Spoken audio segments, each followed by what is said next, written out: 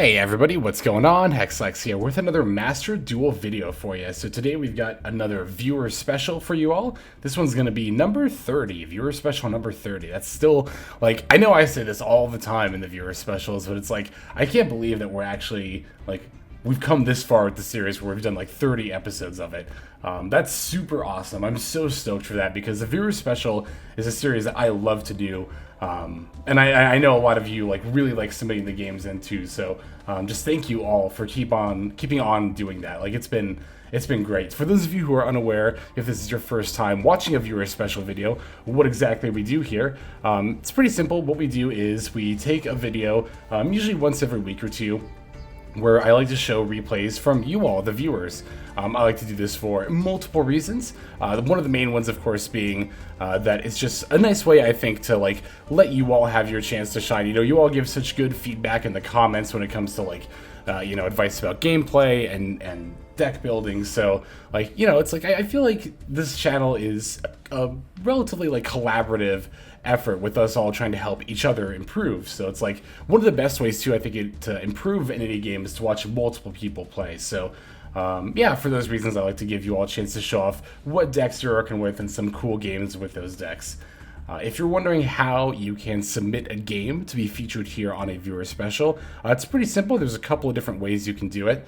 You can either submit the information to my Twitter thread that I've pinned on my Twitter profile. You can find a link to that in the description below, or you can feel free to leave the information in the comments of this video, and I'll check here as well. As far as what information I'm looking for, the most important piece is, of course, going to be your 9-digit player ID. That way, of course, I can, you know, look you up, and then you're also going to make sure that you have, of course, a replay saved publicly.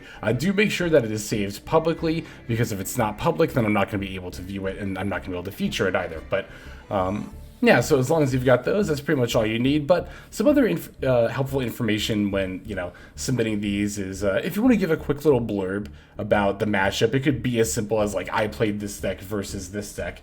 But if you want to go in a little bit detail of like what the game was like, that can be helpful as well. I do look over the vast majority of games that are sent in, even the ones that don't make it to the videos. So, you know, just know that I did very likely watch your video if you did submit it, or your replay rather. And if your replay didn't make it to a video, you know, that's totally cool. Feel free to submit another game. There's not a limit to how much you can submit. Don't spam the same game over and over again. I will say that. That is a surefire way not to get featured. But otherwise, if you've got multiple games, like submit as many as you want. It's all good. And you know, if I don't feature you, that's not because I don't like you, I promise. You know, it's just because I can only feature so many people at a time. So I do try to get a mix of people who have submitted before and people who are new to submitting. I try to consciously make an effort to do that, so to make sure that everybody's included there. So yeah, I think that's about all I've got for my viewer special spiel. So let's go ahead and take a look at some duels from you all, the viewers. Alright, so our first game comes to us from, I'm not sure how you would pronounce this emoticon, but yeah, from someone who looks very stoic here. I should have looked at your Twitter. I need to start writing the Twitter names down too. Sorry if I didn't do that there, but I'm actually pretty intrigued to see this duel. This time we're going to be looking at, let's see, you said it was a 124? Yeah, it should be this game. This is going to be Super Heavy Samurais versus Dinomorphia.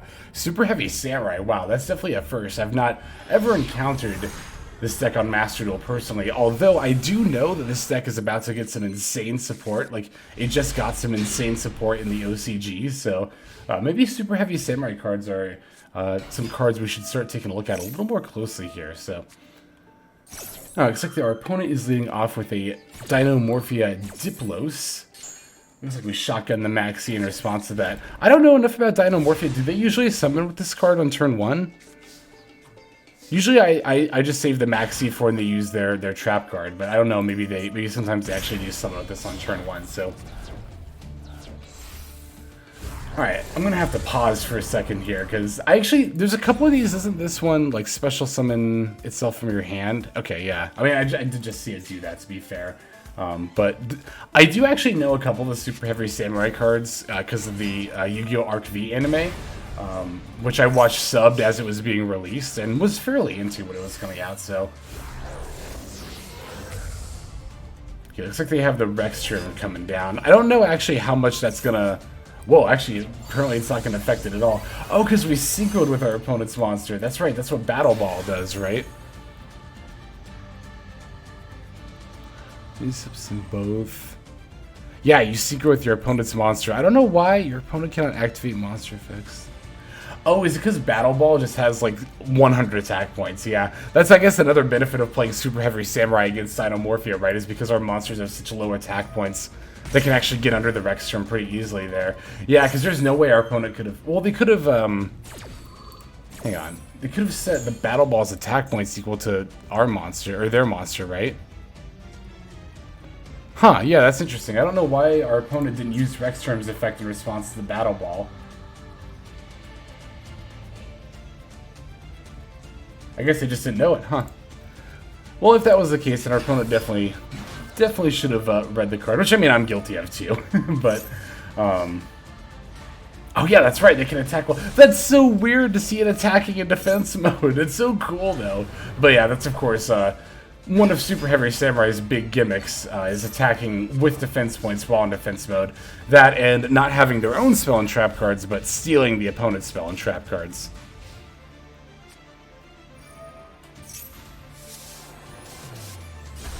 Yeah, at this point I'm just kind of like watching, just I'm like so enthralled as to like how this is gonna play out. Oh my god, stealing the opponent's... This card is so disgusting. Yeah, it is during either player's turn, isn't it? Wow. Huh. This, honestly, what is it, this Warlord Susano? This already is, like, making me want to, like, try Super Heavy Samurais. Like, I totally forgot that you could just, like, steal your opponent's spell and trap cards, like, during either player's turn. That's actually pretty nuts. Especially to steal Harpy's Feather Duster against Cynomorphia here. That's actually insane. Oh, and then Regulus, yeah. Because they're all machines, we actually get to play Regulus too, so this deck has an Omni-Negate now. This deck kind of seems... Huh. I don't know, I'm color me intrigued by Super Heavy Samurai. Again, because we're also going to get some really insane support for them. Now, to be fair, that support like just came out in the OCG. So it's probably going to be, I mean, it's probably going to be like a year and a half or so before we see that in Master Duel, but it is something to be mindful of, you know. Just following the TCG and OCG in general is very good even if you only play Master Duel, because it'll give you little sneak peeks as to what could, you know, potentially be relevant in Master Duel. Of course, you know, as Master Duel ages further and further on, it's got a more and more unique meta, it's got its own ban list, it has very much its own unique like releases and all that fun stuff. So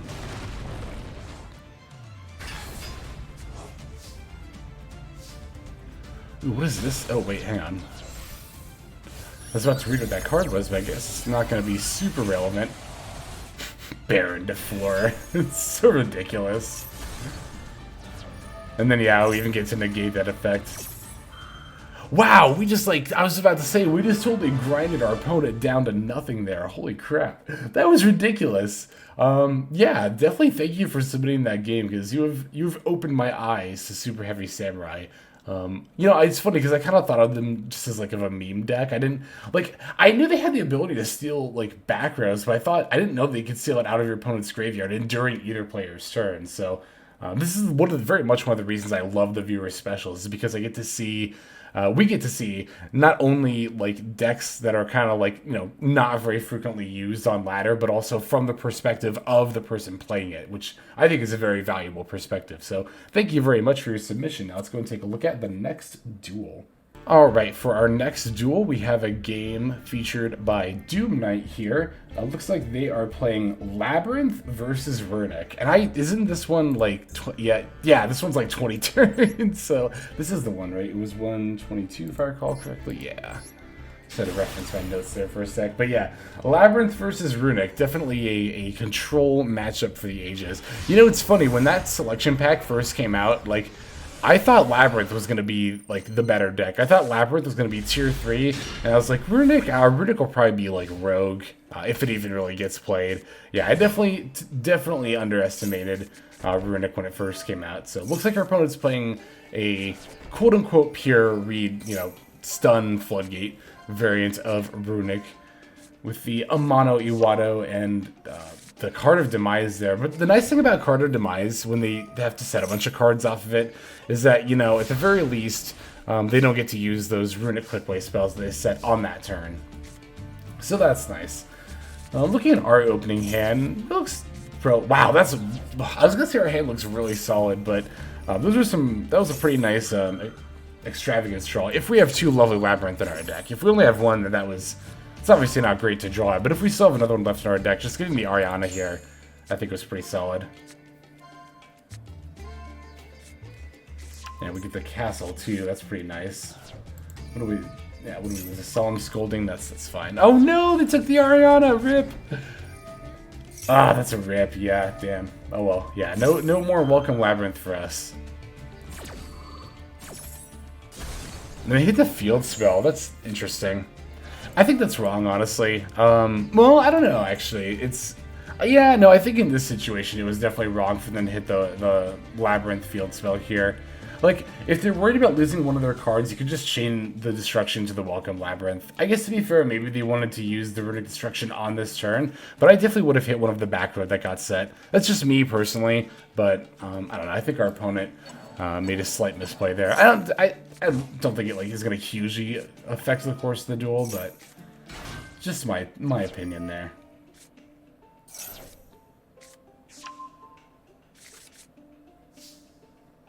Okay, so let's see. Yeah, we have the Dimension Barrier, the Compulse, Trap Trick, and Dogmatica Punishment. Yeah, not the best lineup of back row to have against Runic, that's for sure. But to be fair, it doesn't look like they can really do a whole lot to us right now. Guess they don't have access to Slumber, Destruction, Smiting Storm. What else could they activate here? Golden Droplet. That's actually something that's pretty important to keep track of when you're playing against Runic.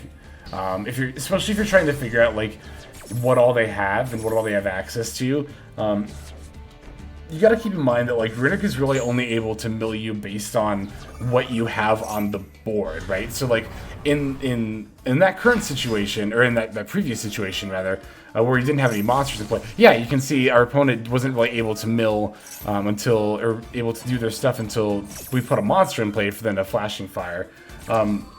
Not to say that I think it was like wrong to activate that Welcome Labyrinth there necessarily, but that is something to be mindful of. Like, if they went to pass, you know, it's probably because they couldn't do anything, especially because they had so many resources. So,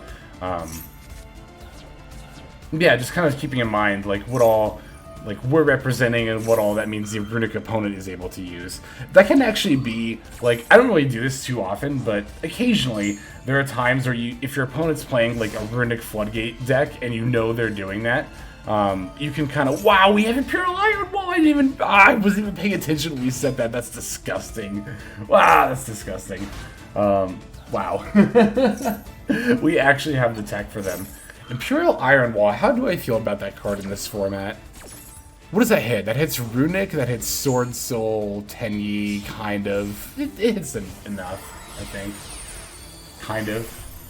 I mean, they can still make play. Well, they can't Chi Shao negate, but they can still make plays. I think it hits them, like, enough to be kind of worth it. Does it do anything to Branded Despia? I don't think it does, really. I'm trying to figure out basically how much I actually like Imperial Iron Wall in this format.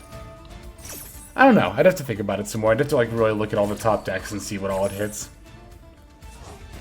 But yeah, no, the only other thing I was going to say was that sometimes, I don't do this very often at all, but if you're very uniquely in the situation where you know you're playing against, like if you're playing against Runic and they go first and they telegraph that they're the Floodgate variant, then sometimes what you can do is just like play nothing. Like legitimately play no cards until you draw your out. Like your Feathered Esther or whatever you need to draw to out their Floodgates, because again, the opponent can only mill you based on like what you have in your hand, right? Or what you have on your field. If you have nothing on the field, then the only ones they can use are Golden Droplet, which lets you draw a card, so that's totally fine. Slumber on their own cards, and then Tip, right? Yeah, that's it. That's all. Those are the only ones they can use.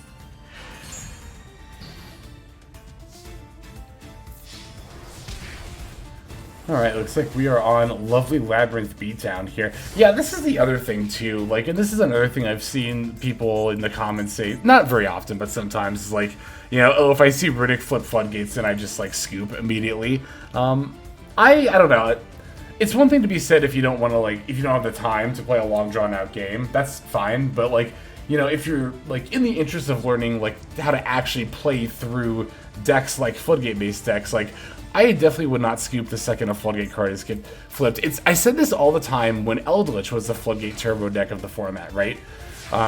This idea that your opponent can have all the Floodgates they want, but if they only have Floodgates, like, you can just beat them down with your monsters, which is exactly what we're doing here with the lovely Labyrinth. Like, as long as we can, as long as the opponent can't do anything else, which it can't because Imperial Iron Wall, then it's like, you know, who cares how many Floodgates they have?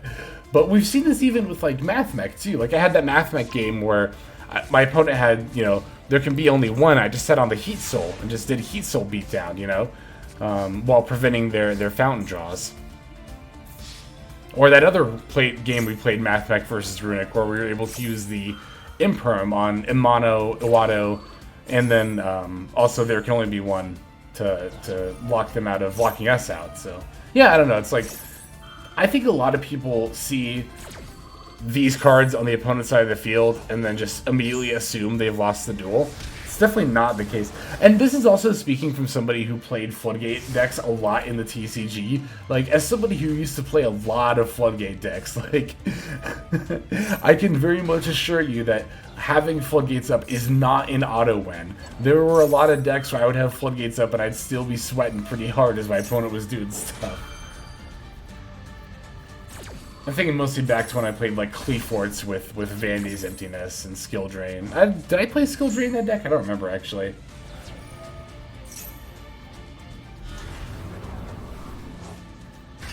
Or, you know, something like, you know, back in, like, Dragon Ruler format, I couldn't afford Dragon Ruler or Spellbook, so I was one of those people who played Evil Swarm. Even though Evil Swarm was a super mediocre deck in that format. And the funny thing is, I knew it at the time, too. Like, I was like, oh yeah, I'm definitely underclassed. But again, I was like, I couldn't afford the top deck, so I was like, oh, what else can you do?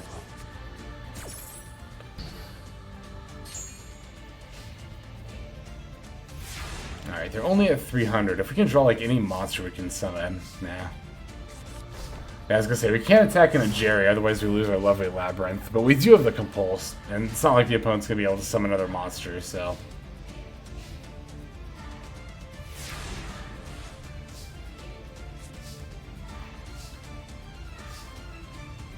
Alright, here it is, the Compulse on the Jerry, and then swing for lethal. Oh, but yeah, I was gonna say, this is only turn 16, so of course we know.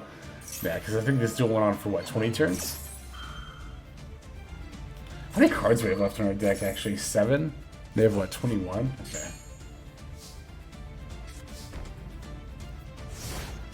This Eradicator might look tempting, but... Oh, I was gonna say... Well, I guess we don't have the Compulse anymore, that's right. Oh, do we play 3 lovely Labyrinth? That would also do it, too. Well, I guess we can get any Labyrinth monster. It doesn't even need to be lovely at this point. They're only at 300.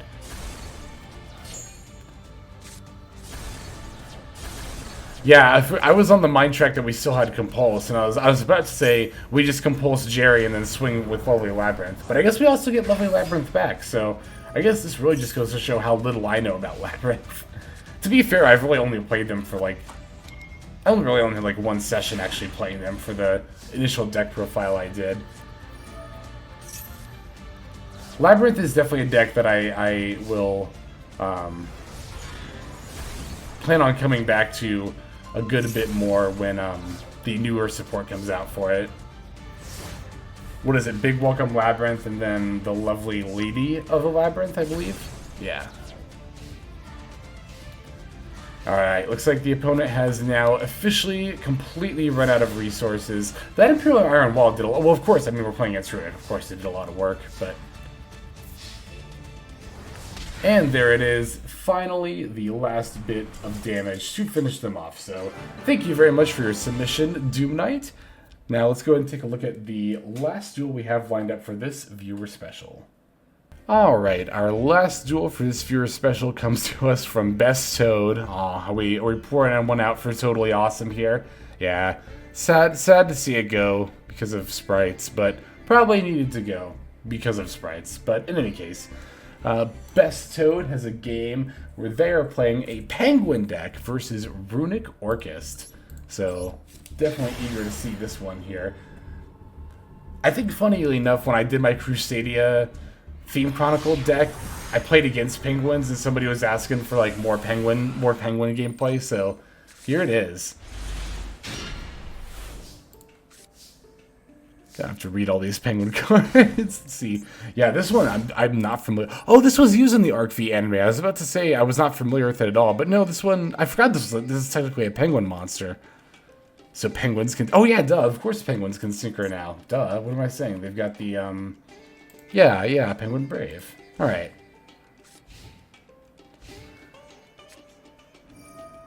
Oh, did I say we're playing against RUNICK Orchest? We're playing against another RUNICK deck here, so it's definitely going to be the Rogue versus RUNICK matchup in this this video here. Although to be fair, RUNICK is like, I guess it's tier 2. It's a decent enough step above Rogue decks there. Looks like our opponent's playing the Cyber Valley variant. They could still be playing Floodgates, but I don't know. I typically don't see the... Oh, they put it in the Imperm column!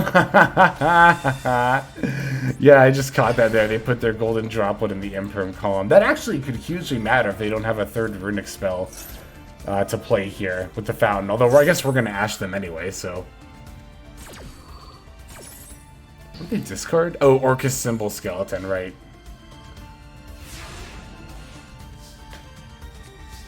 No penguin. I remember when this card came out, it was kind of like a meme at our locals. Like, if you want to tell somebody, in whatever pack this card was a common in, I don't even remember. Instead of just telling somebody no, we'd like throw a no penguin at them.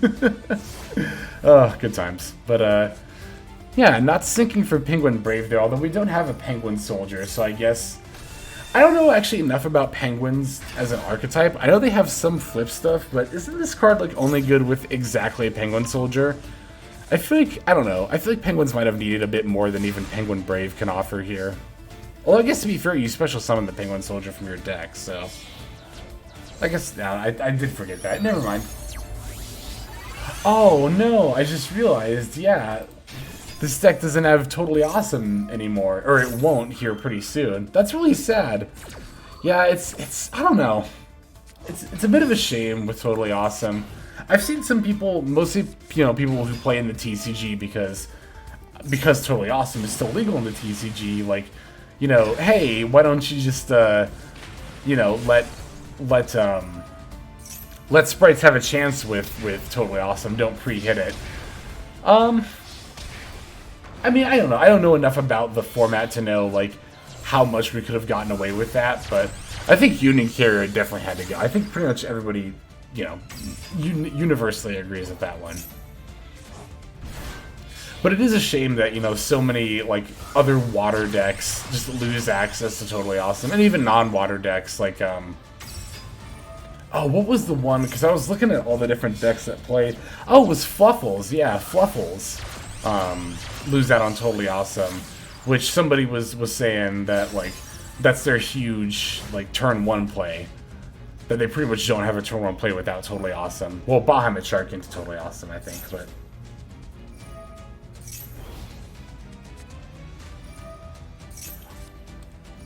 Also, was that just a random draw, right? That was a really lucky draw, that Ash Blossom. Holy shit. Yeah, I imagine our opponent's just about to concede here as soon as we Ash Blossom this RUNICK Fountain, right?